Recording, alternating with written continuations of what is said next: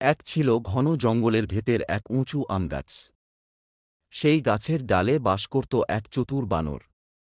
গাছটি ছিল নদীর তীরে, আর গাছে হতো মিষ্টি পাকা আম। বানর প্রতিদিন সেই আম খেত আর আনন্দে লাফালাফি করত। নদীর ওই পাশে থাকত এক কুমির আর তার স্ত্রী। কুমিরটি ছিল শান্ত, কিন্তু তার স্ত্রী ছিল একটু লোভী। একদিন স্ত্রী কুমির পাকা আমের স্বাদ নিতে চাইল। কুমির বানরকে দেখে বলল, বানর ভাই, তোমার গাছের আমগুলো তো দেখতে খুব মিষ্টি লাগছে, আমাকে কি একটু খেতে দেবে?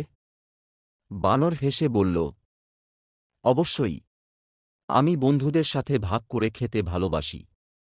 এভাবে তারা বন্ধু হয়ে গেল।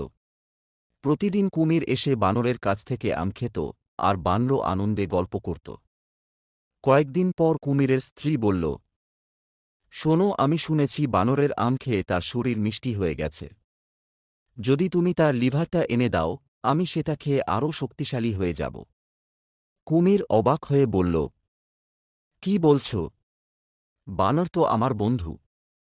কিন্তু স্ত্রী তাকে বোঝাল, একবারই তো আনতে হবে, এরপর আমরা সুখে খেয়ে থাকব।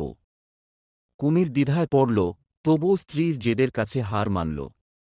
পরের দিন বানরের কাছে গিয়ে বলল, বন্ধু, নদীর ওই পাড়ে আমার বাড়িতে প্রচুর মিষ্টি ফল আছে, চলো আজ তোমাকে খাওয়াই।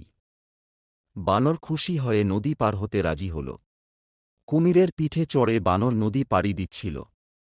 মাঝ নদীতে পৌঁছাতেই কুমির ফিসফিস করে বলল, বানর বন্ধু, আমি আসলে তোমাকে খেতে নিয়ে যাচ্ছি।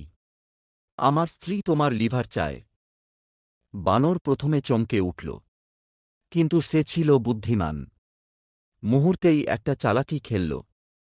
সে বলল, ওহ, তুমি আগে বলনি কেন? আমার লিভার তো আমি গাছে রেখে এসেছি।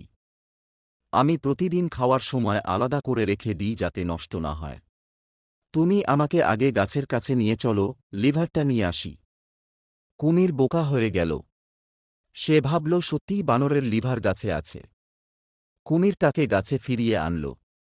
গাছে উঠেই বানর হেসে বলল, বোকা কুমির, কেউ কি নিজের লিভার গাছের ডালে রেখে যায়? এ কথা শুনে কুমির লজ্জায় মাথা নিচু করল আর নদীতে ফিরে গেল।